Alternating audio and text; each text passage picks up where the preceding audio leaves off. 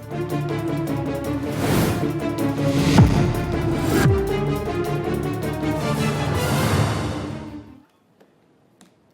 बहुत स्वागत। भारत एक्सप्रेस देख रहे हैं आप। आपके साथ मैं हूं रोहित पोखरियाल, लेकर हाजिर हूं आपका फेवरेट न्यूज डिबेट शो 5 की पड़ताल। बिहार में चुनाव का जल्दी शंखनाद होने वाला है, लेकिन उससे पहले बिहार की सभी सियासी पार्टियां कमर कस चुकी है, अपने अपने दांव चलने में जुटी है। एक तरफ जहां कांग्रेस ने पटना में सीडब्ल्यूसी की मीटिंग कर गठबंधन में सीटों की साझेदारी दावेदारी को और मजबूती से पेश करने का काम किया, तो दूसरी तरफ असदुद्दीन ओवैसी ने सीमांचल की 6 सीटें मांगकर आरजेडी की मुश्किलों को डबल कर दिया। आरजेडी ने भी थीम सॉन्ग लॉन्च कर बिहार की सियासत में तपिश ला दी है। इसी पर करेंगे बड़ी बहस, इसी पर करेंगे एक सार्थक चर्चा। जुड़ेगा बड़ा पैनल, उससे पहले रिपोर्ट।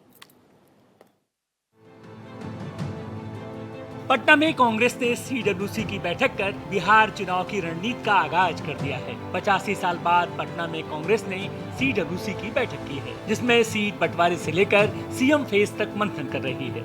ऐसा माना जा रहा है कि अब तक सहयोगियों की बैसाखी पर चल रही कांग्रेस अपने पैरों पर खड़ा होने की कोशिश कर रही है, जिससे तेजस्वी की टेंशन बढ़ गई है, क्योंकि कांग्रेस वर्किंग कमेटी की बैठक को पार्टी ने बड़े चुनावी एजेंडे में तब्दील कर दिया है और इस मंच से कांग्रेस ने महागठबंधन की सरकार बनाने का दावा किया है। एक इलेक्शन कमीशन जो हमारे सवालों का जवाब नहीं दे रहा है, जो इलेक्शन कमीशन ने साजिश रची है, प्रधानमंत्री और गृह मंत्री के कठपुतली बन गए हैं, उस संदर्भ में जो हम सिग्नेचर कैंपेन चला रहे हैं, वही 5 करोड़ हस्ताक्षर हम इलेक्शन कमीशन को सौंप रहे हैं। कांग्रेस वर्किंग कमेटी की बैठक पर बीजेपी अटैकिंग मोड में है। बीजेपी ने बिहार में लालू राबड़ी के शासनकाल में जंगल राज को लेकर कांग्रेस पर जोरदार पलटवार किया है। राहुल गांधी को जो चिट मिलता है ना, वो एक ही मुद्दे का मिलता है। ठीक है, कभी मिला था राफेल का, याद है क्या शब्द कहा था उन्होंने, याद है, मैं ज्यादा बोल नहीं सकता हमारे प्रधानमंत्री के बारे में। फिर क्या मिला था, पेगासस, याद है, वो चिट में पेगासस लिखा हुआ था। और जब सुप्रीम कोर्ट ने कहा कि जिनको भी शिकायत है वो अपना मोबाइल दे दे, तो उन्हें दिया नहीं। याद है, दिखा देते मेरा मोबाइल से डेटा चोरी हो रहा है, दिया नहीं। तीसरा था आर्टिकल 370, उस पर भी कुछ नहीं। अब आ गया है एसआईआर। तो राहुल गांधी एक सिंगल इशू लीडर है। इधर असदुद्दीन ओवैसी ने सीमांचल न्याय यात्रा की शुरुआत कर महागठबंधन की मुश्किलें बढ़ा दी हैं। एआईएमआईएम चीफ असदुद्दीन ओवैसी ने महागठबंधन में शामिल होने के लिए 6 सीटों की शर्त रख दी है, लेकिन आरजेडी ओवैसी की मांग मानने के मूड में नहीं है। देखिए, अख्तर उल ईमान साहब ने खत लिखा है, फिर अख्तर उल ईमान साहब ने यहाँ के लीडर ऑफ अपोजिशन को लेटर लिखा है। मीडिया के जरिए हमने इस बात को कहा है कि एमआईएम पार्टी अलायंस के लिए तैयार है। और फिर अख्तर उल ईमान साहब ने अपने आखिरी खत में ये भी कहा है कि हमको अब 6 सीट दे दीजिए। तो अच्छी बात है, कांग्रेस पार्टी आज़ादी के बाद पहली बार पटना में वर्किंग कमेटी की बैठक कर रही है। कांग्रेस पार्टी मजबूत होगी, इसका लाभ गठबंधन को मिलेगा। हर पार्टी को अधिकार है कि कहीं भी किसी भी राज्य में वो अपने वर्किंग कमेटी की बैठक करे, पार्टी की मजबूती के लिए रणनीति बनाए, संगठन की मजबूती के लिए काम करे। एक तरफ जहां कांग्रेस ने पटना में सीडब्ल्यूसी की बैठक कर गठबंधन में सीटों की दावेदारी को और मजबूती से पेश कर दी है, तो दूसरी तरफ ओवैसी ने सीमांचल की 6 सीटें मांगकर आरजेडी की मुश्किलें डबल कर दी हैं। Bureau report, Bharat express.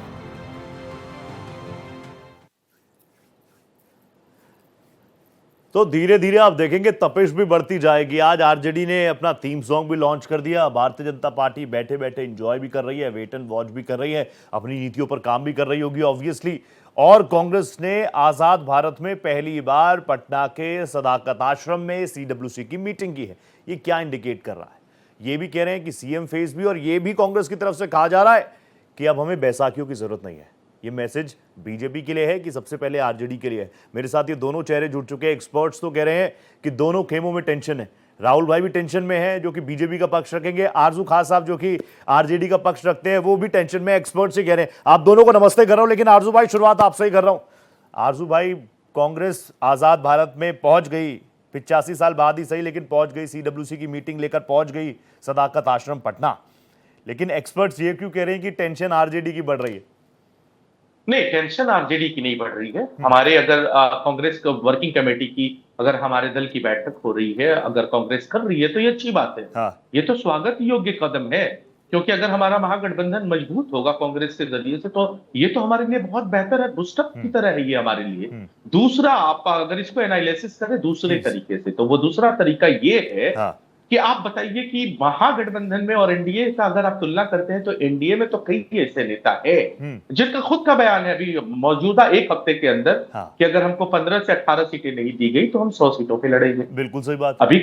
अभी कुछ दिन पहले कहा गया, एनडीए समर्थित जो नेता है उन लोगों ने कहा कि हम 243 सीटों पे लड़ेंगे। हाँ। कुछ लोग तो सीएम चेहरा भी घोषित कर चुके हैं। हाँ। तो ये हमारे महागठबंधन में ऐसी चीजें आपने नहीं देखी। हाँ। हाँ, अटकलें जरूर आप लगा सकते हैं कि अभी तक हमारा जो है सीट शेयरिंग फार्मूला क्यों नहीं तैयार हुआ है। हाँ। हमको 15 सितंबर तक अनाउंस करना था। मैं कहता हूं कि इस महीने के एंड तक आपको अनाउंसमेंट आ जाएगा।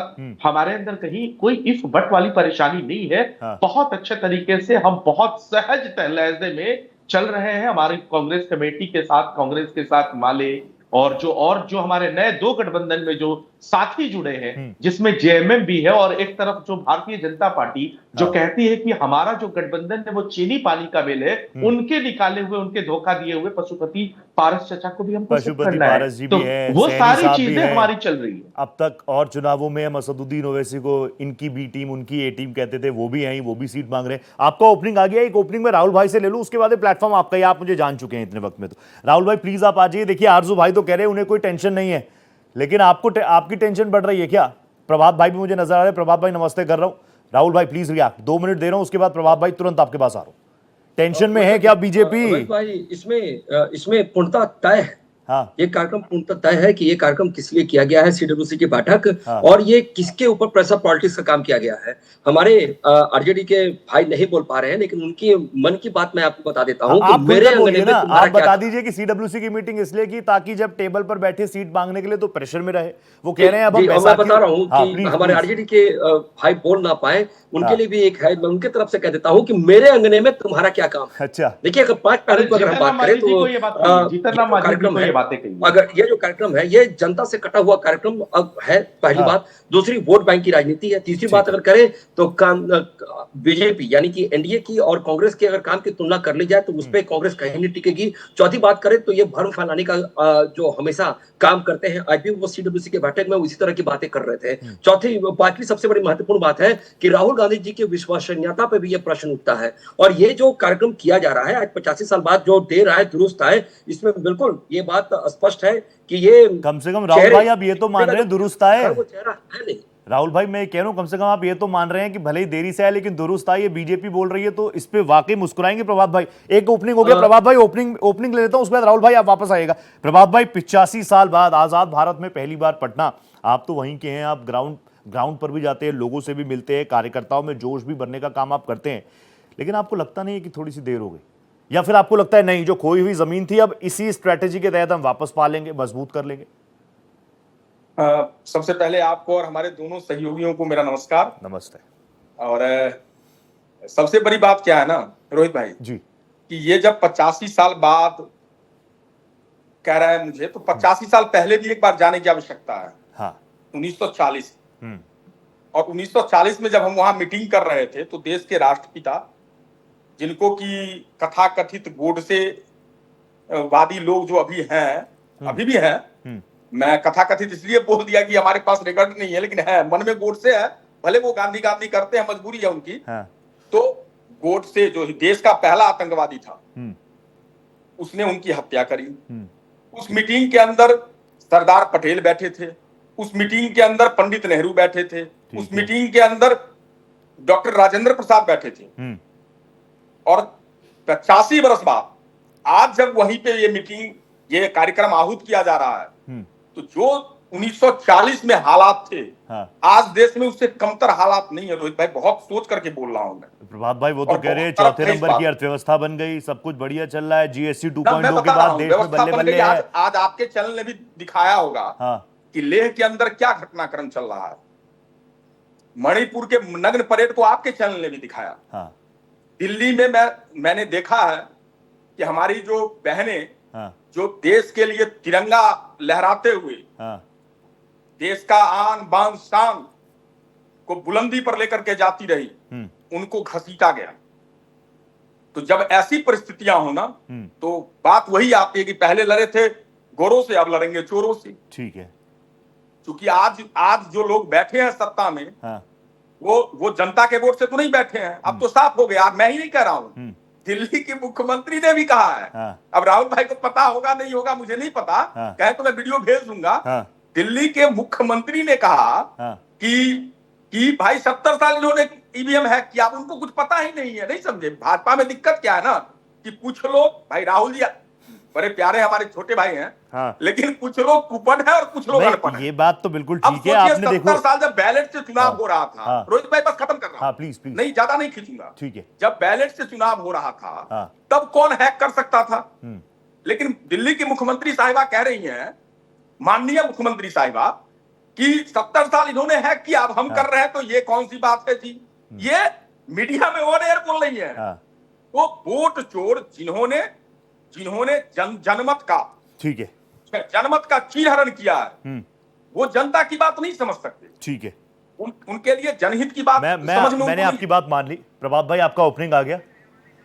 मेरे को स्क्रीन पर जावेद रहमानी साहब भी नजर आ रहे हैं। जावेद सर, नमस्ते कर रहा हूं, इस्तकबाल कर रहा हूं आपका अपने शो पे।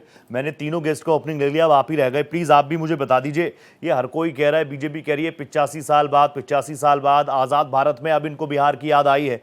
क्या है आपका एनालिसिस, क्या बता रहा है? बिहार में कांग्रेस की स्थिति क्या है? राहुल गांधी जी आए, पूरे इंडिया ब्लॉक को एक कर दिया, उनकी रैलीज में भीड़ तो उमड़ी, उनकी तस्वीरें भी खूब वायरल हुई, टोपी पहने तो वायरल हुए, कैप लगाई वायरल हुए, बुलेट चलाई वायरल हुए।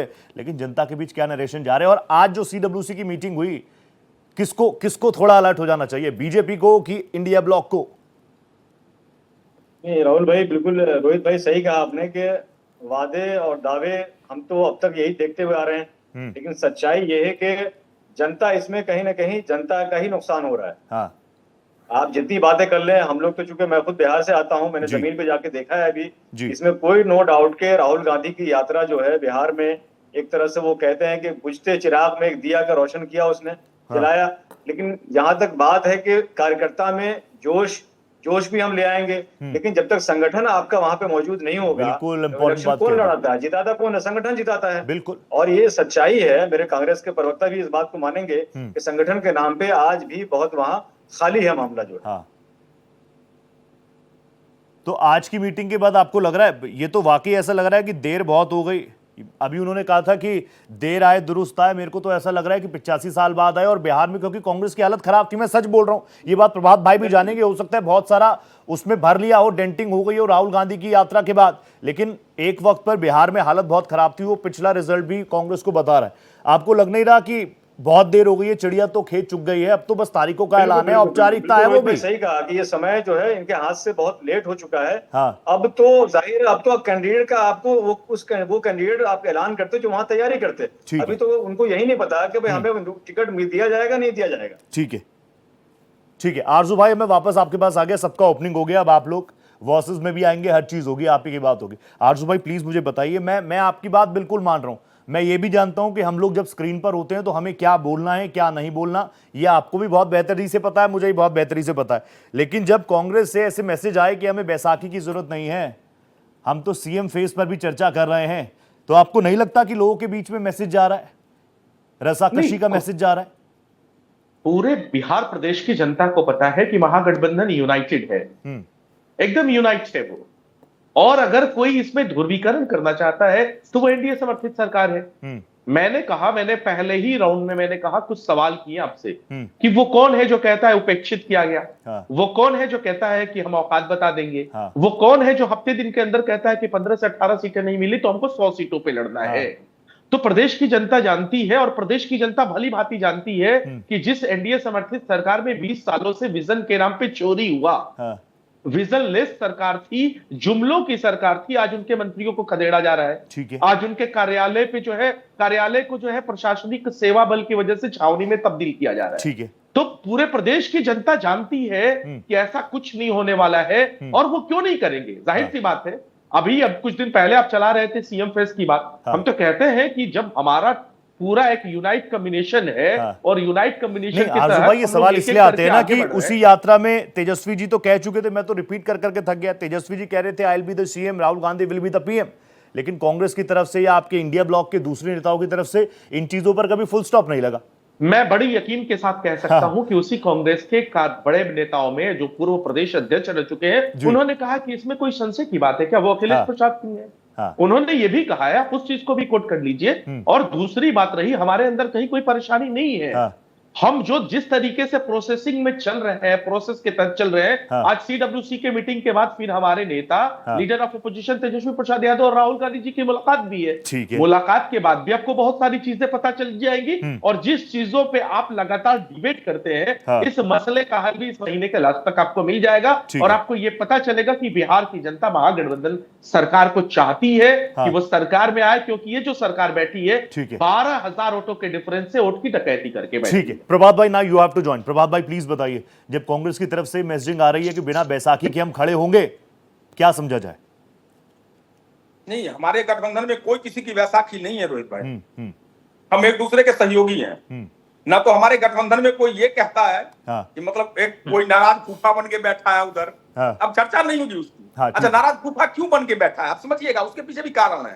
आपने महाराष्ट्र में देखा होगा, महाराष्ट्र के अंदर वो एक चैप्टर चला था जिसके नाम पर चुनाव लड़ा। नहीं रोहित भाई, जिसके नाम पे चुनाव लड़ा वो डिप्टी सीएम। उससे पहले देख लीजिए आप, भाजपा ने अपने ही घोषित सीएम को डिप्टी सीएम बना दिया। जो देवेंद्र फडणवीस सीएम थे, उनको सत्ता पाने के लालच में, सिर्फ सत्ता पाने की लोलुपता जो थी, उसमें उनको डिप्टी सीएम बनाया। इनके लिए ये पद कोई मायने नहीं रखता। आज तो बात है मूल रूप से हमसे पूछा जा रहा है डब्ल्यूसी की बैठक में प्रभात भाई प्लीज आप ही बोलिएगा, लेकिन आपने जो बात कह दी, मुझे लगता है इसको तो एनकैश कर सकती है बीजेपी। प्रभात भाई, आपने जो बात कही ना, बीजेपी यही मैसेज तो देती है कि संगठन में ऊपर से मैसेज आ गया कि तुम्हें सीएम बनना है तो सीएम, तुम्हें डिप्टी बनना है तो डिप्टी। और बीजेपी में तो ऐसा भी है कि तुम्हें सीएम से हटा दिया, कुछ नहीं दिया, तो वो तो ये बोलेंगे इतनी डिसिप्लिन है हमारी पार्टी में। देखिए है क्या कि हम उस देश में रहते हैं ना रोहित भाई जी, जहां पर उस चारवाक्य को हम महर्षि कहते हैं, जिन्होंने व्यवहार से उलट वक्तव्य दिया। और जब उन्होंने कहा कि जीवम जीवेत सुखम जीवेत ऋणम लित्वा घृतम विवेत, तो वो व्यवहार से उलट था, लेकिन हमने फिर भी उनको महर्षि कहा। तो आप एक चीज समझिएगा, हमारा जो गठबंधन है, उस गठबंधन का जो मूल मंत्र है वो ये है कि बिहार से हम पलायन को रोकेंगे, बिहार के लोगों को बिहार में रोजगार दिलवाएंगे, बिहार के लोगों के लिए बिहार को एक बेहतर और व्यवस्थित व्यवस्था बना करके देंगे, जहां पर पटना में सरेआम गोलियां नहीं चलेंगी, कोई व्यक्ति 200 करोड़ की जमीन नहीं प्रभात भाई, मैं आपकी सारी बातों से सेटिस्फाई हूं आपकी, लेकिन पहले आप अभी मेरे साथ जावेद जी थे ना, जावेद जी ने कहा संगठनात्मक तौर पर आप लोग धराशायी हैं। पूछिएगा, पढ़े लिखे लोग हैं, 7वीं पास व्यक्ति डिलीट की डिग्री लेकर घूम रहा हो, तो ये बिहार में नहीं होने देंगे। इससे बिहार की बदनामी होती है, राहुल जी की बदनामी होती है भाई। प्रभात जी, अभी जावेद साहब हैं, सीनियर मोस्ट जर्नलिस्ट में शुमार है, बिहार के ही है, ग्राउंड रिपोर्टिंग करते हैं, वो भी तो आपको रियलिटी चेक करवा ही रहे हैं ना। मैं ये कह रहा हूं सबसे पहले प्रॉब्लम पता हो जाए, उसके बाद प्रॉब्लम एड्रेस कर लीजिए, सॉल्यूशन ढूंढ दीजिए। संगठनात्मक तौर पर कांग्रेस इतनी मजबूत है कि वो बोले हम सीएम चेहरे पर मंथन कर रहे हैं। आप बहुत दिल साफ खोलकर बात करते हैं, इसलिए आपसे पूछ रहा हूं प्रभात भाई, वरना मैं नहीं पूछता। मैं बड़ा स्पष्ट बोलता हूं, कांग्रेस हिंदुस्तान की मिट्टी में रची बसी है। कांग्रेस एक विचार है जो आजादी के आंदोलन से पनपी है, और देश के लिए हमारे नेताओं ने बलिदान दिया है। आप पूछिए ना, है किसी का इतिहास बलिदान का देश की आजादी के बाद? 1948 में राष्ट्रपिता महात्मा गांधी की हत्या, राहुल भाई 40 सेकंड दीजिए, तुरंत आ रहा हूं। राजीव गांधी जी की हत्या, ये हमारा इतिहास है। हमने अपना सर दिया है देश को। हमसे देशभक्ति का प्रमाण वो तो ना मांगे जिन्होंने मुखबिरी करी और माफीनामा लिखा है। नहीं, मगर वो फिर यही बोलेंगे ना प्रभात भाई, आप बहुत पर्सनल हो जाते। वो बोलेंगे इंदिरा जी भी कहती थी गरीबी हटाओ, राजीव जी आए वो भी कहते थे गरीबी हटाओ, आज राहुल गांधी भी कह रहे हैं गरीबी हटाओ, तो हटी कहां गरीबी? क्या कह रहे हैं?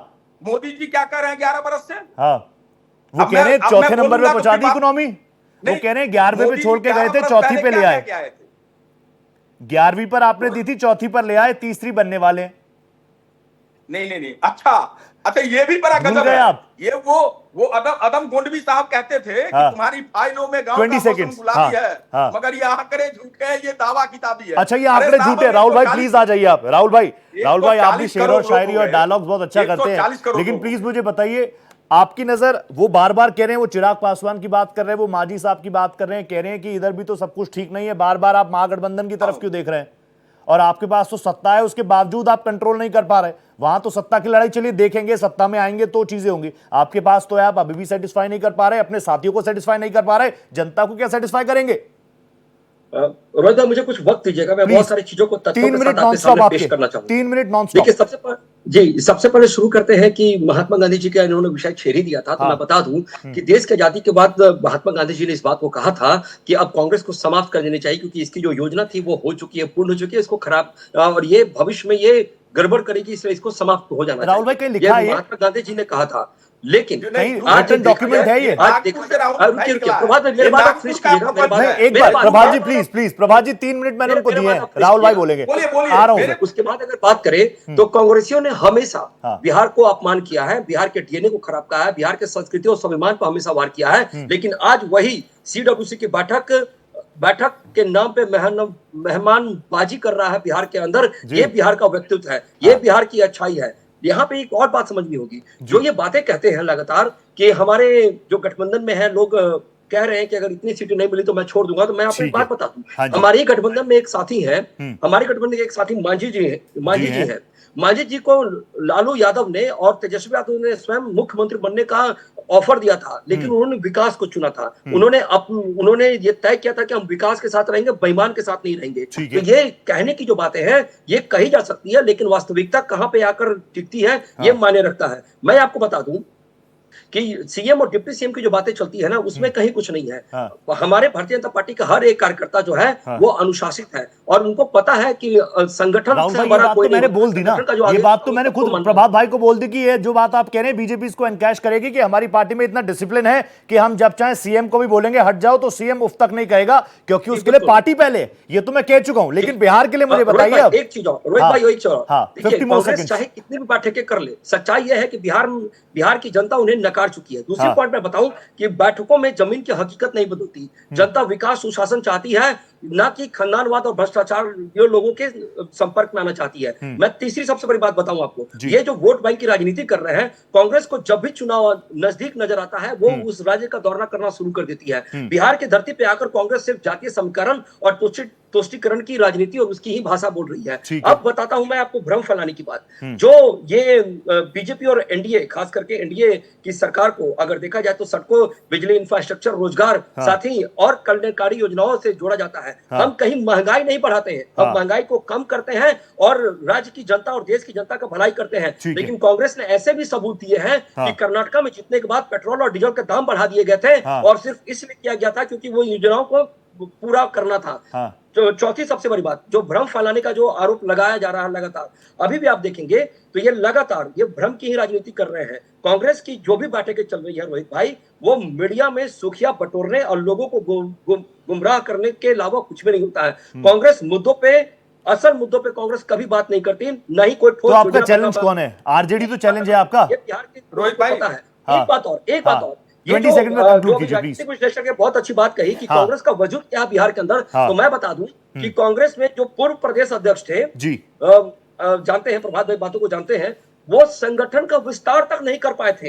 यानी कि 2-3 साल कुर्सी पर बैठे और सिर्फ पिछलगू बन के रहे। और ये बैठकें सिर्फ इसलिए हो रही है, मैं कह रहा हूं ना कि आरजेडी के लोग हमारे साथ निश्चित रूप से हैं, लेकिन ये उनको भी पसंद नहीं आ रहा होगा, क्योंकि कांग्रेस का प्रतिकार करके ही तो आरजेडी का जन्म हुआ था। ठीक है प्रभात भाई, मैं मेरे को जाना और के पास है, लेकिन 20 सेकंड और मैं आपको दे रहा हूं, 20 सेकंड में रिएक्ट कर दीजिए। आरजू भाई तुरंत आ रहा हूं। मैं जब राहुल भाई मेरे कह रहे थे कि डीएनए की गाली देने वाला, मैं समझ गया था आप इसको पकड़ लोगे, नवाजी पा रहा है, तो मुझे प्रधानमंत्री जी याद आ रहे थे। मैं समझ गया था आप इसको पकड़ोगे। मंत्री को डीएनए खराब कहने वाला और अनुशासन की बात कर रहे थे। राहुल भाई बुरा मत मानना, आप अनुशासित हो सकते हो, आपके तो नेता ही अनुशासन विहीन है।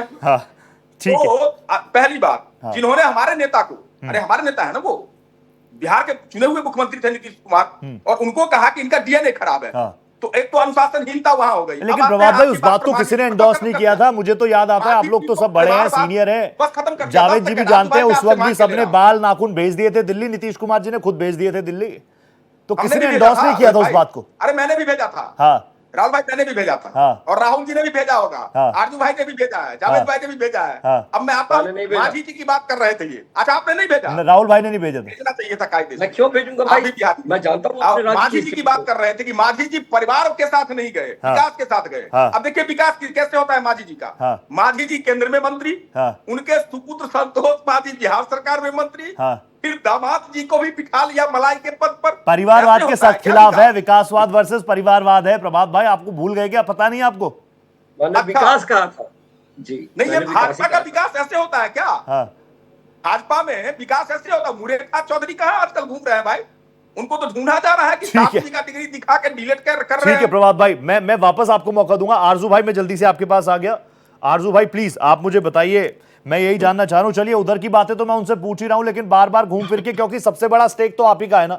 2020 में भी सबसे ज्यादा सीटें अगर किसी की आई थी तो आरजेडी की आई थी, यानी जनता पसंद करिए। हालांकि आप सत्ता का जो आंकड़ा था, मैजिकल फिगर था, उससे दूर आप भी थे, ये भी बात बिल्कुल सच है। लेकिन प्लीज अब मुझे बताइए, अब बड़े भाई के तौर पर छोटे भाई पर कौन है वो अलग बात है, लेकिन आपके ऊपर प्रेशर तो जरूर होना चाहिए। मुझे नहीं पता महसूस कर रहे हैं कि नहीं कर रहे। सबसे पहले मुझे बता दीजिए, असदुद्दीन ओवैसी आपके साथ हैं कि नहीं है? मेरे साथ बिहार की 14 करोड़ आवाम है। हाँ, वो 14 करोड़ आवाम जो देश की एकता और अखंडता में विश्वास रखती है, वो जो ध्रुवीकरण नहीं चाहती है, वो जो तुष्टीकरण की राजनीति नहीं चाहती है, वो आवाम हमारे साथ है। जबकि भारतीय जनता पार्टी, देश के प्रधानमंत्री और गृह मंत्री जब आते हैं बिहार प्रदेश में तो कहते हैं तुष्टीकरण की राजनीति करते हैं और कहते हैं कि रोहिंग्या बांग्लादेशी और पाकिस्तानी आ चुके हैं। जबकि 11 सालों से शासन और सत्ता से में ये है और 20 सालों से बिहार में ये है। तो सबसे ज्यादा जो राहुल जी ने जो कहा कि तुष्टीकरण की हम राजनीति करते हैं, ये उनके ऊपर सटीक बैठता है। जब देश के प्रधानमंत्री कहते हैं, मुजरा की बात करते हैं, 4% आरक्षण जो कि आर्थिक और सामाजिक रूप से दिया जाता है, वो कहते हैं कि आपका उठा के मुसलमानों को दे दिया जाएगा। जब मंगलसूत्र छीनने के ऊपर आ जाते हैं, वो हमको तुष्टीकरण की राजनीति बताते हैं। हम तुष्टीकरण की राजनीति नहीं करते हैं, गरीब, वंचित, शोषित, पिछड़े और अकलियतों की हम राजनीति करते हैं। जो पायदान में सबसे पिछले क्रम पे है, हम वहां तक पहुंचने की कोशिश करते हैं। भारतीय जनता पार्टी की तरह नहीं कि जिसको भ्रष्टाचारी कहा, जिसको बलात्कारी कहा, जिसको जेल की सलाखों को पीछे डालने की बात की, जिसको देश के प्रधानमंत्री ने कहा, उसको इलेक्शन के बाद अपने कैबिनेट का मिनिस्टर्स बनाते हैं और अपने प्रदेश का डिप्टी सीएम और सीएम बनाते हैं। हम वैसे लोगों से जरा सा भी नहीं डरे हुए हैं। हमको 14 करोड़ बिहार की आवाम पे है और उस डेमोक्रेसी में बिहार की जनता मालिक है। जनता जो जनादेश देती है वो हमारे सर माथे होती है। ठीक है, जनता जनादेश देती है, आप लोग सरकार बना लेते हैं, फिर वो सरकार को आप संभाल नहीं पाते, ये मैसेज नहीं जाता? नहीं, अब ये देखिए ना कि इस डेमोक्रेसी में, इस लोकतंत्र में सत्ता का हनन कौन कर रहा है? अब बताइए ये कहां से समाजवाद है कि 42 नंबर सीट वाली पार्टी बिहार प्रदेश में आज 5 सालों से मुख्यमंत्री बने हुए हैं और 20 सालों से विश्व की जो सबसे बड़ी पार्टी अपने आप को कहती है, वो बैसाखी का सहारा है भारतीय जनता पार्टी। किसका? जनता दल यूनाइटेड का। और बैसाखी की बात, लेकिन आरजू भाई ये तो हमारे इतिहास में भी रहा है ना। मेरे साथ स्टूडियो में कुमार राकेश जी भी जुड़ चुके हैं, सीनियर जर्नलिस्ट हैं, ग्राउंड पर भी काम करते हैं, एनालिसिस बहुत शानदार रहता है। वो ज्यादा बेहतर बताएंगे कि हमारे देश में ऐसे कोई, हमारे देश में तो वो सरकारें भी देखी है कि एक भी कोई जीत कर नहीं आया, वो भी बड़े पद पर बैठे हैं, सरकार वही चला रहे हैं। लेकिन कुमार राकेश जी, सबसे पहले तो मैं आपका स्वागत कर रहा हूं, बहुत दिनों बाद आपको देखा, अच्छा लगा, नमस्ते करता हूं। प्लीज मुझे बताइए, आज 85 वर्ष बाद आजाद भारत में पहली बार कांग्रेस सीडब्ल्यूसी की मीटिंग करने पहुंचती है पटना में, सदाकत आश्रम में। ये राहुल आनंद जी बीजेपी के प्रवक्ता है, उन्होंने तो ये कहा दे रहा है दुरुस्त है, लेकिन मेरे मन में तो ये चीज आई, अब पछताए होत क्या जब चिड़िया चुग गई खेत। इन दोनों में से कौन सा स्लैंग ज्यादा हैवी आपको लग रहा है? आपका जो दूसरा लैंग्वेज है कि अब पछताए होत क्या, चिड़िया चुग गई खेत, सदाकत आश्रम है, बहुत ही ऐतिहासिक आश्रम है। ये वही सदाकत आश्रम है जहां भारत के प्रथम राष्ट्रपति डॉक्टर राजेंद्र प्रसाद को दवा के अभाव में तिल तिल के मरना पड़ा था, जिनका एक कंट्रीब्यूशन था देश के प्रति। उसके उसी देश के जो प्रथम प्रधानमंत्री रहे, उनको एक तरह से मानसिक, जैसे मेंटल टॉर्चर, फिजिकल टॉर्चर किया, टू डेथ उससे यदि बोले तो। ये वो सदाकत आश्रम है। वो सदाकत आश्रम है जहाँ कभी गांधी भी गए, महात्मा के जवान गांधी भी गए और कई ऐसे ऐतिहासिक पन्ने जुड़े हुए हैं। श्री कृष्ण सिंह के नाम ले, सच्चिदानंद सिन्हा के नाम ले, बिहार का गौरवशाली इतिहास रहा है। लेकिन इतिहास पर डेंट लगा 1990 के बाद, जहाँ की IAS भी सुरक्षित नहीं रहा, IPS भी सुरक्षित नहीं रहा। आम जनता का क्या करेंगे आप? उस इतिहास को तो लोग याद करेंगे, जानना चाहेंगे, चाहे कोई भी हो।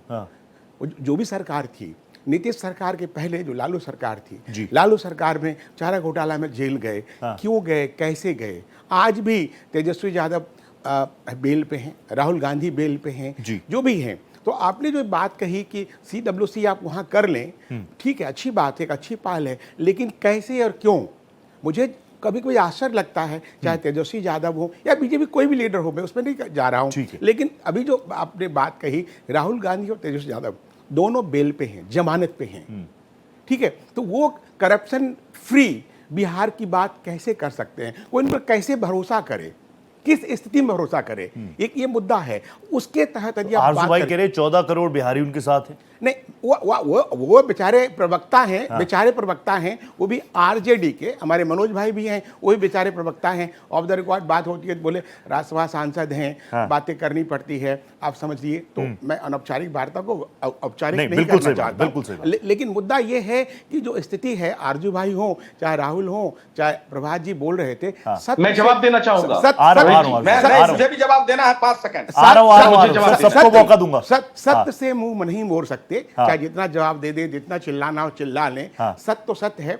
1990 के पहले कांग्रेस सरकार थी, 80 से 90 तक देखेंगे कितने मुख्यमंत्री आए, कितने चले गए। बिंदेश्वरी दुबे भी थे, जगन्नाथ मिश्रा भी थे, सत्येंद्र बाबू थे, लंबी सूची है। लेकिन कौन कितने दिन प्रधानमंत्री रहे, वो भी अपने आप इतिहास की बात है, अस्थायित्व की बात है, सुशासन की बात है। तो मुद्दा ये है जो आपने कहा कि CWC का जो हुआ, अब मैंने सेंट्रल हॉल में देखा है, दिल्ली के सेंट्रल हॉल में, पद्मसा झा नाम लेके बोलता हूँ, वो कांग्रेस की अच्छी लीडर रही, लालू जी बैठे हुए थे, कुछ टिकट की बात चल रही थी चुनाव दौरान। कहता ठीक है, आपके जो लीडर है ना, हमारे पास आके मत्था टेकते हैं, आप ज़्यादा बकबकाइए मत, ठीक है, वो शब्द को रिपीट करने की कोशिश कर रहा हूँ। हम जो फैसला करेंगे कांग्रेस को सुनना पड़ेगा, जो करना है कीजिए। ऐसे कई मेरे पास रेफरेंसेस हैं, उसमें हम 2 घंटे 3 घंटे बोल सकते हैं। तो मुद्दा जो आपने बोला है कि चिड़िया चुग गई खेत, वो तो है ही, लेकिन मुद्दा क्या है कि हम भ्रष्टाचार को सदाचार बनाने की कोशिश क्यों कर रहे हैं? टू हूम इट में कंसर्न आइदर तेजस्वी या राहुल गांधी या कोई भी हो, हम समाज को किस दिशा में ले जाना चाहते हैं, इसके लिए जितने पैनल बैठे हैं सबको सोचना है, हमको भी सोचना है, आपको भी सोचना है, सही दिशा में देश, समाज, बिहार कैसे जाए। ओपनिंग आपने बहुत शानदार दी थी, मैं वापस आऊंगा आपके पास। मैं जानता हूं आरजू भाई भी कुछ कहना चाह रहे हैं, प्रभात भाई भी कुछ कहना चाह रहे हैं, आप दोनों के पास आ रहा हूं आप दोनों के पास। बहुत देर से मैं रहमानी साहब के पास नहीं जा पाया, 1.5 मिनट मुझे उनके पास जाने दीजिए, फिर आप दोनों का रिएक्शन में लूंगा।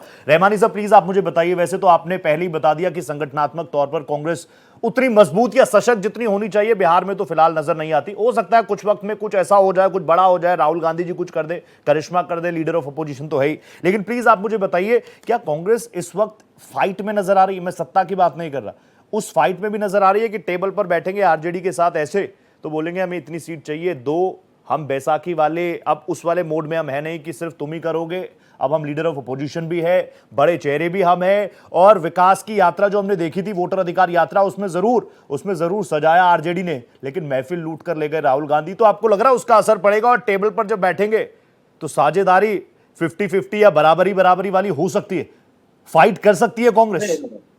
नहीं, मुझे लगता है कि ये जो सर कांग्रेस के प्रवक्ता भी बताएंगे आपको कि जब ये कह रहे हैं कि हमारा दोनों को कोई एक बैसाखी, हम एक दूसरे का नहीं, हम एक सहयोगी हैं, तो सहयोगी में फिर ये है कि वो अंतर नहीं देखा जाता कि 20 सीटें मिल रही हैं या 200 मिल रही हैं। आपको एक विचारधारा के तहत दोनों पार्टी इलेक्शन लड़ रही है, वहां पे इलेक्शन में जाएंगे, ये मुझे लगता है। लेकिन कांग्रेस भी मुझे लगता है कि वो कोई अटेम्प्ट मूड में इस तरह का नहीं है। कांग्रेस को भी खुद भी पता है कि हमें ज्यादा सीटें शेयरिंग आरजेडी को देना है। जाहिर है आरजेडी का वहां पे बड़ी पार्टी है, सिंगल लार्जेस्ट पार्टी आरजेडी रही है, और आज जहां तक संगठन तौर पर मैं देखता हूं, आरजेडी का संगठन हमें हर जगह नजर आता है। कांग्रेस में हो सकता है कि कांग्रेस में निराशा नहीं है, जान तो जाहिर है राहुल गांधी ने डाल दी है। राहुल गांधी ने जगह जगह जाकर के कांग्रेस को ये तो बता दिया है कि हमारी क्या लड़ाई है। ये एक बड़ा, मैं समझता हूं कांग्रेस के लिए प्लस पॉइंट है। लेकिन जहां तक आप कहेंगे आधा का बंटवारा होगा, वो कांग्रेस अभी इस पोजीशन में नहीं है। मेरी बात से हो सकता है प्रवक्ता को नाराजगी हो, हाँ। लेकिन चूंकि हम एक पत्रकार की वजह से मैं किसी पार्टी की विशेष नहीं, वो बिल्कुल नजर आ रहा है रहमानी सर। मेरा जो मैंने देखा, जो मैंने ऑब्जर्वेशन किया, मैं उसकी बात कर रहा हूँ। तो कृपया ये लोग अन्यथा पर्सनल न लें, क्योंकि एक पत्रकार जो है वो इंडिपेंडेंट बातें करता है। लेकिन एक सवाल वहां से भी है, जो नीतीश कुमार जी जिसे कहा जाता है कि बिहार के विकास पुरुष माने जाते रहे हैं, उस विकास पुरुष पे जरूर एक तरह से कहीं ना कहीं आंच आया है, ये भी सच्चाई है। अच्छा, उस इमेज पे डेंट आया है? बिल्कुल डेंट आया है। ये विकास पुरुष में डेंट इसलिए आया है कि पिछले जो इनका आखिरी टर्म है, बल्कि जानकारों का ये कहना है कि शायद वही फॉर्मूला ना अपनाया जाए जो एकनाथ शिंदे के साथ हुआ है। अच्छा। वो बिल्कुल होगा, वो बिल्कुल वही बिहार में सब दोहराया जाएगा। नीतीश कुमार जी इसमें नो डाउट के उनका जो पहला टेनर था बहुत अच्छा था। बिहार में सड़कें नजर आई, बिहार में लॉ एंड ऑर्डर नजर आया। वाह। लेकिन अभी मुझे वहां धरातल पे बड़ी मायूसी हुई। मतलब आपको कहीं जाकर के आप किसी शहर में चले जाइए, मैं पटना की बात कर रहा हूँ, वहां आपके साथ कब हादसा क्या हो जाए आपको नहीं पता। तो ये कहीं ना कहीं देखिए, आप लाख कहें लेकिन जो सीएम का चेहरा होता है, जो सीएम होता है, बात वहां तक जाती है। ठीक है, सीएम की जिम्मेदारी होती है। बिल्कुल, कि हमारा दायित्व क्या है। गृह मंत्रालय भी उन्हीं के पास है। ऑब्वियसली आप सारी बातें सही करें। मैं वापस आऊंगा आपके पास। आरजू भाई, आप रिएक्ट करना चाह रहे थे, जल्दी 40 सेकंड्स दे पाऊंगा। आरजू भाई, देन प्रभात भाई। आरजू जी, थोड़ा सा 40 सेकंड से थोड़ा सा ज्यादा प्लीज, आप ज्यादा ही लेंगे, मुझे पता है, मैं दूं कितना भी। प्लीज बोलिए। देखिए, इस लोकतंत्र में चौथा खंभा कौन होता है? ये मीडिया होती है, ये पत्रकार होते हैं। लेकिन आज मुझे पता चला, जो इससे पहले जो बोल रहे थे, जो पत्रकार महोदय, अरे जमीन तो बिका बिका, कलम की रोशनाई यानी स्याही तक बिक गई। आपकी क्या मजबूरी है कि आपको 20 साल पहले जाकर राजनीतिक चरित्र को पेश कर दी कि वो भी गलत तरीके से आप पेश कर रहे हैं, जरूरत पड़ गई और सत्ता से आप सवाल नहीं कर पाते हैं। वो सत्ता से सवाल नहीं कर पाते हैं जिसमें जीवेश मिश्रा जो सजा याफ्ता है, जो नकली दवा बनाता है, आप उस पर बात नहीं कर पाते हैं। जहां आप आदरणीय लालू प्रसाद यादव पे बात करते हैं, लेकिन जगन्नाथ मिश्रा के पोते को भारतीय जनता पार्टी ने अपना टिकट देके विधानसभा में बैठाई है, आप उसके ऊपर बात नहीं कर पाते हैं। आप उसके ऊपर बात नहीं कर पाते जो इस देश का तड़ी पार है, और वो इस देश का गृह मंत्री। नेटवर्क इशू हो गया, चलिए कोई बात नहीं। राकेश जी प्लीज आप रिएक्ट कर दीजिए। आ गया। आरजू भाई, आवाज आ रही है क्या? पे बात नहीं कर हाँ, पाते प्लीज गो अहेड। देश में जो उत्तर प्रदेश में 23 लोगों पे जो केंद्र के मंत्री है, आपराधिक अपराध है, जिसमें से 13 योगी आदित्यनाथ योगी के ऊपर था, जिन्होंने अपने ऊपर अपने हाथों से, अपने कलम से वो सारे कानून की कर दी। वो कुलभूषण शरण सिंह जिसके ऊपर 85 मुकदमे हैं, आप उसके ऊपर बातें नहीं कर पाते हैं। आप उस कुलदीप सेंगर के ऊपर बातें नहीं कर पाते जिसके ऊपर 32 आपराधिक मुकदमे हैं। आप उसके ऊपर बात नहीं कर पाते हैं जो इस देश। लेकिन आरजू भाई, राकेश जी ने कहा किसी का नाम लिया, उन्होंने तो सुचिता की बात की। इस पर एक जवाब ले लेते हैं। राकेश जी प्लीज। आरजू जी भाई जो बोल प्रभात भाई, आ रहा हूं आपके पास। आरजू भाई जो बोल रहे हैं, नहीं, आप पत्रकार एक मिनट, क्या आपकी सोच सामंतवादी है? अरे भाई, आपकी सोच मनुवादी है? आप मेरी सोच को डिफाइन करने वाले आप कोई नहीं होते। मेरी सोच को डिफाइन करने वाला कोई राइट नहीं है ना। मैं कह रहा हूँ मेरी सोच को डिफाइन करने वाले कोई नहीं है। एक तो मत कीजिए, एक को आवाज दीजिए। बिहार प्रदेश में आज अरे आरजू जी, आप भारतीय जनता पार्टी उसको टिकट दे रही है। फिर वही बात, मैं किसी का प्रवक्ता नहीं हूँ, मैं किसी पार्टी का प्रवक्ता नहीं हूँ, मैं देश का नागरिक पहले हूँ। ठीक है, क्या बोले जा रहे हैं आप? क्या बोले जा रहे हैं? मुजफ्फरपुर बालिका गृह कांड, क्या बोल रहे हैं आप? पहले होश में तो रहिए, पहले क्या बोल रहे हैं आप? तलाशा नहीं, आप उसके ऊपर नहीं बात कर सकते। आप क्यों बिक गए हैं? एक बोल लीजिए ना, आपने जमीन बेचा अपना, आपने चारा बेच दिया, देश बेच दिया, चारा बेच दिया, देश बेच दिया, नौकरी बेच दिया। शर्म नहीं आती आप लोगों को? और ये देश बेच दिया, चारा बेच दिया, नौकरी बेच दी, जमीन। जो आदमी 2 रुपया का नहीं था, 2000 करोड़ का कैसे हो गया लालू खड्डा? ये शर्म आनी चाहिए आपको। ठीक है राकेश जी, ठीक है। प्रभात भाई, आई come to you. Aarzoo ji please. हाँ, जितनी बातें कही, मैं पार्टी का प्रवक्ता बैठा हुआ, मैंने बोल दिया, मैंने बोली है बात की बात करता हूँ, सच्ची बात करता हूँ, मिर्ची लगे आई डोंट केयर। आप जितनी बात कहें, मैं ये कह रहा हूँ जनता तक क्लियर बात जाए। सुप्रीम कोर्ट में जाकर रीड कीजिए, जितना बोला आपने है, हिम्मत तो जाइए चैलेंज कीजिए सरकार को। अरे चैलेंज करता हूं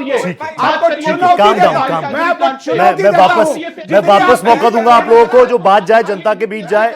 राकेश जी, मैं आऊंगा आपके पास। Rakesh ji, Rakesh ji, I give you time. Party का प्रवक्ता नहीं हूं, मैंने बोली ये बात, लेकिन जितनी बोल रहे हैं है दम। ठीक है, मैं सारी चीजें जानी चाहिए। प्रभात भाई, मैं आपको भी मौका दे रहा हूं, आरजू भाई आपको भी दूंगा। मेरे को जानकारी मिली है शादाब चौहान साहब भी मेरे साथ जुड़ चुके हैं, प्रवक्ता है AIMIM के, उनका भी इस्तकबाल करता हूं, उनका भी स्वागत करता हूं। शादाब जी, तुरंत आपके पास आ रहा हूं, लेकिन आप ही से मैं चलिए सवाल भी ले। तो शादाब भाई प्लीज मुझे बताइए, असदुद्दीन ओवैसी जी तो सीमांचल दौरे पर निकल चुके हैं, वहां पर रिस्पांस तो बहुत शानदार आ रहा है। पिछली बार 2020 में भी आपने सीटें जीती तो थी, लेकिन फिर वो दूसरे उसमें चले गए, उस पर मैं नहीं जाता। लेकिन इस बार की परिस्थितियां कितनी माकूल AIMIM के लिए? रोहित भाई, MIM सीमांचल की लड़ाई लड़ रही है और हम लोग सीमांचल न्याय यात्रा इसलिए निकाल रहे हैं कि हम सीमांचल डेवलपमेंट बोर्ड चाहते हैं, हम वहां पर MU किशनगंज को चाहते हैं, हम वहां पर मूल सुविधाएं चाहते हैं, इंफ्रास्ट्रक्चर चाहते हैं, इंडस्ट्रियल हब चाहते हैं, वहां पर रोजगार के अवसर हो, वहां पर ट्रेनें ना चलाई जाए, वहां पर बुलेट ट्रेन चलाई जाए, जिससे कि रोजगार के अवसर हो, वहां हमारे बिहारी भाई बाध्य ना हो बाहर जाने के लिए। और नीतीश कुमार जी चीफ मिनिस्टर थे और Tejashwi ji deputy chief minister थे। बरसोई बलरामपुर के अंदर बिजली को लेकर जब धरना लोग देते हैं तो गोलियां चलाई जाती है, जिसमें 2 युवक की मौत हो जाती है, कोई कंपनसेशन सरकार नहीं देती है। उसके बावजूद घायलों का इलाज हम लोग कराते हैं। हम बिहार की जनता के हितों के लिए लड़ने आए हैं और हमारे नेता ने स्पष्ट कहा, वोटों का बंटवारा नहीं चाहते। ठीक है, तो मुझे शादाब भाई जल्दी से ये भी बता दीजिए, 40 मोर सेकंड्स फॉर यू, आपके इस विजन में आपके साथ कौन है? इंडिया ब्लॉक है कि NDA? क्योंकि हमेशा आप पर लगता है ना, आप इसकी A टीम है, उसकी B टीम है, उसके B हैं, उसके X हैं, उसके Y हैं। इस बार क्लियर कर दीजिए, जनता भी एकदम क्लियर हो जाए ना। हम सीमांचल की जनता की, बिहार की जनता की A टीम है और NDA और UPA दोनों ने मिलकर के, दोनों गठबंधनों ने मिलकर सीमांचल के साथ भेदभाव किया। लेकिन हमारे नेता ने क्लियर ऑफर किया कि हम 6 सीट की बात कर रहे हैं वोटों का बंटवारा रोकने के लिए, बिहार के हितों को सर्वोपरि रखने के लिए, समावेशी विचारधारा को आगे बढ़ाने के लिए। लेकिन अहंकार किन लोगों के पास ये तय करना पड़ेगा। हम लोग पॉलिटिकल रिप्रेजेंटेशन की बात कर रहे हैं, राजनीतिक नेतृत्व की बात कर रहे हैं और सीमांचल की जनता। तो आपको ये 6 सीट किससे, इंडिया ब्लॉक से चाहिए कि NDA से चाहिए? शादाब भाई, 6 सीटें किससे चाहिए, इंडिया ब्लॉक से? बिल्कुल, तेजस्वी जी को ओपन लेटर लिखा है हमारे नेता ने, लालू जी को लिखा है, डायरेक्ट लेटर लिखा है। और आज भी बैरिस्टर ओवैसी साहब ने कहा कि हम कोई तूफान खड़ा करने या 200 सीट मांगने नहीं आए हैं। हम लोग पॉलिटिकल रिप्रेजेंटेशन की बात कर रहे हैं। ये बढ़िया बात हुई, रिप्रेजेंटेशन की बात कर रहे हैं और सिर्फ 6 सीट की बात कर रहे हैं। अब ये देखना है कि वो गेंद उनके पाले में है। ठीक है, I'll come back to you. क्या प्रभात है मेरे साथ? प्रभात भाई, आवाज आ रही है आपको? प्रभात भाई प्लीज, आप कुछ रिएक्ट करना चाह रहे थे, जल्दी से कर दीजिए। नहीं, मैं राकेश जी की उस बात का सबसे पहले जवाब दे देता हूं। इन्होंने कहा कि राहुल जी और तेजस्वी जी दोनों बेल पे हैं। तो जब एक व्यक्ति तरीपार होकर के देश का गृह मंत्री बन सकता है और उसी गृह मंत्री का बेटा साहबजादा बिना LBW का फुल फॉर्म जाने BCCI का सेक्रेटरी और ICC का चेयरमैन बन सकता है, उस पर आपने टीका टिप्पणी नहीं करी। तो ये दोहरी मानसिकता थी। और दूसरी बात, डॉक्टर राजेंद्र बाबू के बारे में जो आपने टिप्पणी करी है, ये स्क्रिप्ट जो है ना राकेश भाई, ये संघ के मुख्यालय से लिख करके मिलता है आप लोगों को और टीवी पर आकर के पढ़ा नहीं है। डॉक्टर राजेंद्र प्रसाद की किताब पढ़ लीजिए। अरे कुछ पढ़िए, पढ़िए जो भारत के बारे में लिखा है डॉक्टर राजेंद्र प्रसाद ने, अपनी आत्मकथा लिखी, पढ़िए, उसमें उनके आत्मकथा में लिखा हुआ है हत्या में जिस संघ का नाम आया था और जिसको सरदार पटेल। अरे भाई, आप इतिहास ही नहीं पता, आपको इतिहास ही नहीं पता है, बोले जा रहे हैं। राजेंद्र प्रसाद के बारे में, राजेंद्र प्रसाद के कथनों में है। अरे आपको पता ही नहीं है। अरे आपने भारत के इतिहास को डिस्टॉर्ट किया, भारत को मुगलों का इतिहास बना दिया, भारत को मुगलों के हाथ छोड़ दिया। शर्म आनी चाहिए आपको। भारत की संस्कृति का हनन किया आपने। क्या बात करेंगे आप, क्या बात करेंगे आप? पूरे भारत की संस्कृति को तोड़ मरोड़ कर रख दिया आपने। आप बात कर रहे हैं राजेंद्र प्रसाद की किताब को कोट करता हूं। आपने बोला कि नरेंद्र मोदी जी आकर के बिहार के मुख्यमंत्री को केटीआर को गाली दिया, वो गलत था, है हिम्मत बोलने की? अरे बोलिए ना, आप डाटा दीजिए, बोलूंगा। आप राहुल गांधी चोर है बोलेंगे? नहीं टिक पाओगे। आप राहुल गांधी जमानत पे है बोलेंगे? सोनिया गांधी जमानत पे बोलेंगे? मल्लिकार्जुन खड़गे जमानत पे बोलेंगे? राष्ट्र के प्रधानमंत्री आरोप मुक्त है वो। पत्रकार कहते हैं खुद को। मैं पत्रकार हूँ, अब मैं आपके कहने से नहीं हूँ। पत्रकारिता को पढ़ करके यहाँ बैठे। अरे भैया, आप तो कांग्रेस के लायक ही नहीं हो कहीं से, इतिहास ही नहीं मालूम है। देश के इतिहास को तोड़ने मरोड़ने वाले ऐसी पार्टी के भंजक हो आप। देश की जनता ने चुना है ना, क्या पता आपको? जनता को किसने चुना है? आपको पता ही नहीं है। और ये सीमांचल वाले जो हमारे बोल रहे थे, बिहार के निर्माण करने वाले जो थे, पता है कौन निर्माता है बिहार का? आपको पता ही नहीं है? बोलिएगा, कुछ नहीं पता आपको। इतनी मर्यादा पता होनी चाहिए। मर्यादा मुझे पता, आपसे नहीं सीखना है। मैं आपके बीच में नहीं बोल रहा, मैं आप मेरे बीच में बोल रहे थे, आप दोनों बोल रहे थे, दोनों बोल रहे थे, तभी मैं बोल रहा हूँ। मेरी आदत नहीं है बीच में बोलने की। ठीक है, ठीक है प्रभात भाई, खान दोनों बोल रहे थे, ठीक है, मुझे बोलने की आदत नहीं बीच में। मैं आप दोनों को 30 दे रहा हूँ, 30 सेकंड दे रहा हूँ। प्रभात भाई, आप प्रभात भाई, मैं तथ्यात्मक बात करता हूँ। प्रभात भाई, मैं तथ्यात्मक बात करता हूँ, फैक्ट पे बात करता हूँ, भाई नहीं करता हूँ। परफेक्ट। राकेश जी शांत हो जाइए। प्रभात भाई प्लीज, प्रभात भाई, शादाब चौहान को भी आपने सुना, उस पर भी याद कर दीजिए। अरे आपने क्या किया नहीं किया आप जानिए। शादाब भाई सीमांचल की बात बोल रहे थे। हाँ शादाब भाई, भैया दोहन किया यूपीए ने, एनडीए ने। रोहित भाई आ रहा हूँ, आरजू भाई कमिंग टू यू। बिहार का नाम सीमांचल कब से हो गया? हाँ अंतिम बात बोल रहा हूँ। हाँ प्लीज, मैं पूछ रहा हूँ शादाब भाई से, शादाब भाई बिहार का नाम सीमांचल कब से हो गया?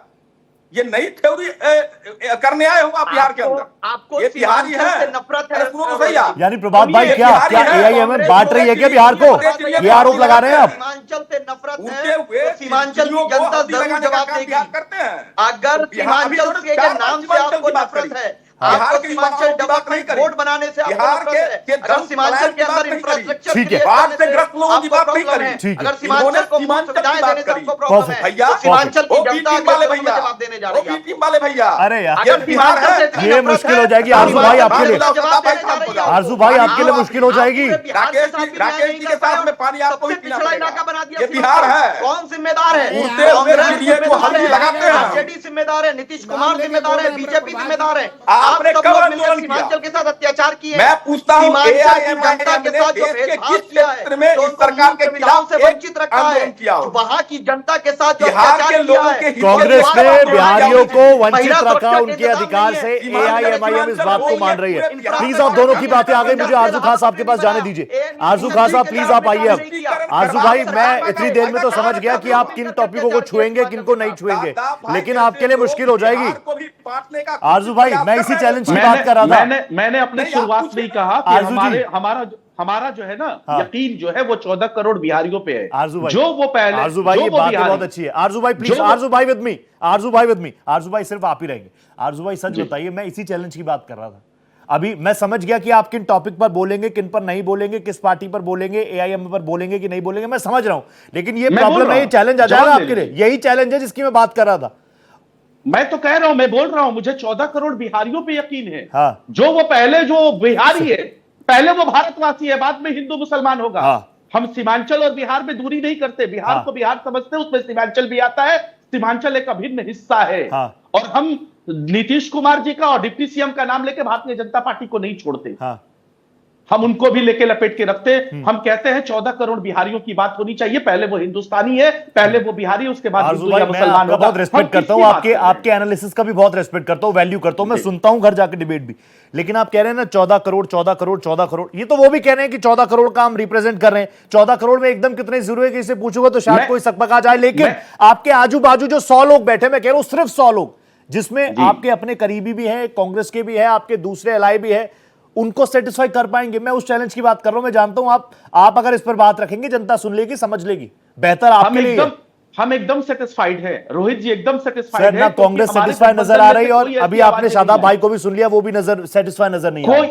कोई भी नहीं, वो सेटिस्फाइड वो हो ना पाएंगे, उनकी मजबूरी है। मैं कहता हूं कि हमारा अलायंस इतना बेहतर है कि 2 लोग और आए हैं जो कि एनडीए से धोखा खा के आए हैं। एक एनडीए के धोखा खाने वाले पशुपति, आदरणीय पशुपति पारस चचा है। हमको उनको भी साथ में करना है। और आपने आजाद भारत में कभी देखा था क्या ढोलक पीट के ढिढोरा कहीं पीटा जाता है क्या? आजाद भारत, आपने कई बार अपने शो में आजाद भारत का नाम लिया। अगर आपने ऐसा देखा है, अगर इस शर्त पे देश में कहीं गठबंधन होता है तो चलिए हम उसके लिए एग्री हैं। हकीकत यह है कि आप गठबंधन नहीं करना चाहते हैं, और हम कहते हैं इस डेमोक्रेसी में जनता मालिक है। वो 14 करोड़ बिहारी वो तय बताएगी कि वो किसके साथ अच्छी बात देना चाहती है। आरजू भाई अच्छी बात है। जल्दी से राहुल भाई मैं आपके पास आ गया, फिर आखिर में जो मिनट्स बचेंगे राकेश जी आपके पास आ रहा हूं। राहुल भाई आपके पास आ गया। आप तो जान के कांग्रेस और आरजेडी के इस विषय पे हवा डाल रहे हैं, लेकिन आप क्यों भूल रहे हैं असदुद्दीन ओवैसी भी तो हैं। देखिए सीमांचल में यात्रा निकाल रहे हैं, शादाब भाई बोल रहे हैं शानदार रेस्पॉन्स मिल रहा है।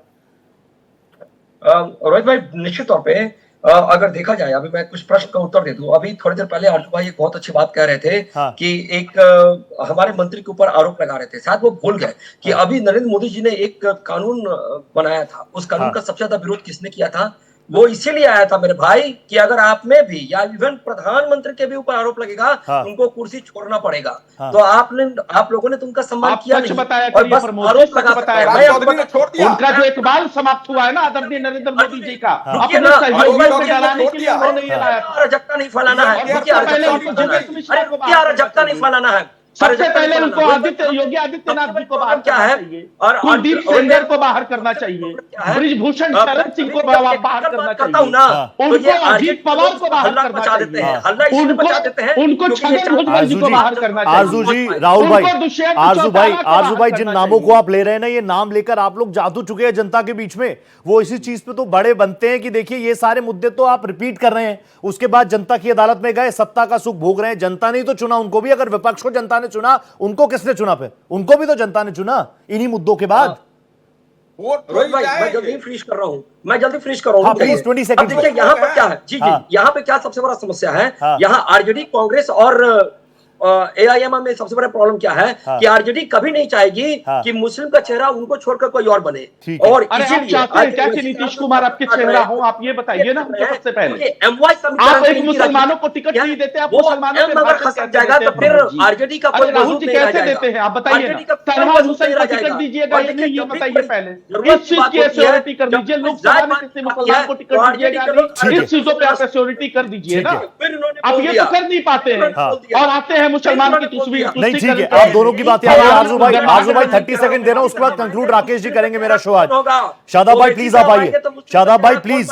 असदुद्दीन ओवैसी जी, तो मैंने उनका इंटरव्यू भी किया, कई बार मुलाकातें हुई, तो वो तो खुद बहुत उससे कहते हैं कि हम तो लैला हैं, ये सब मेरे मजनू हैं। लेकिन बिहार के इन चुनावों में आप किंग हैं कि किंग मेकर है? नहीं, हम लोग सीमांचल की जनता के हितों को लड़ने वाले समाज सेवक हैं, जन सेवक हैं। हम लोग उस सेवा कार्य को कर रहे हैं। और जो लोग वोटों का बंटवारा नहीं रोकना चाहते, उनको हमसे नफरत। और अगर शादाब भाई सीटें नहीं दी आरजेडी ने, फिर सीटें नहीं मिली इंडिया ब्लॉक से, फिर अकेले आ जाएंगे? अकेले आ जाएंगे अगर सीटें नहीं दी तो? इतना दमखम है एआईएमआईएम में? बिल्कुल अकेला चुनाव लड़ेंगे, और अकेले भी आ सकते हैं, ये इंपॉर्टेंट पॉइंट है। राकेश जी प्लीज मेरा शो कंक्लूड कर दीजिए। बिहार में क्या कुछ समीकरण आ गए? आज सीडब्ल्यूसी की मीटिंग, कांग्रेस अपना जमीन बचा पा रही है भी जमीन बेस है कि नहीं है? प्लीज कंक्लूड कीजिए। देखिए, बिहार की जो पूरी आज तक की राजनीतिक स्थिति है, सब प्रवक्ताओं की अपनी अपनी सीमाएं हैं, अपनी अपनी प्रतिबद्धताएं हैं, उसमें मैं नहीं जा रहा हूं। लेकिन जो आज की तारीख में बिहार की स्थिति है कि जिस किताब की बात कर रहे थे, बंच ऑफ थॉट के बारे में बताइए और कहिए, कोसिए। आपके बीच में नहीं बोला था मैंने, इनको शांत करवाइए। राकेश जी प्लीज, राकेश जी का ऑडियो रखिए, राकेश जी कंक्लूड कीजिए, क्लोज करना है। स्टूडियो छोड़ भाग जाएंगे ये बेचारे बहुत ज्ञानी बन रहे हैं। नहीं, कोई बात इनको नहीं मालूम है क्या है बंच थॉट और क्या है जयप्रकाश नारायण और क्या है राजेंद्र प्रसाद। बकवास कर रहे हैं फालतू की। आपने पूरा बिहार के प्रदेश के बारे में पूछा, तो बिहार की राजनीति में जो आज समीकरण रोज आ रहे हैं, उभर रहे हैं कि तेजस्वी हो या राहुल हो, ये दोनों प्रवक्ता ये मानने को तैयार नहीं को जमानत पे, कोर्ट ने जमानत दिया, बीजेपी ने नहीं दिया है, वो भी क्रिमिनल एक्ट पे, घोटालों पे दिया है। नंबर 1। नंबर 2, जो पब्लिक में गए हैं, पब्लिक का रिस्पॉन्स है। आपने बड़ी अच्छी बात कही, जितने लोगों का नाम लिया वो कहीं जीत के आए।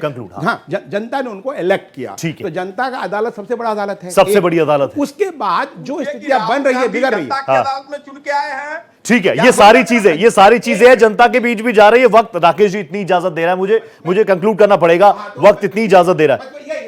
हाँ ठीक है, बहुत बहुत धन्यवाद आप लोग जुड़े। It's always a pleasure, thank you so much. 5 की पड़ताल में आज इतना ही, दीजिए इजाजत, नमस्कार।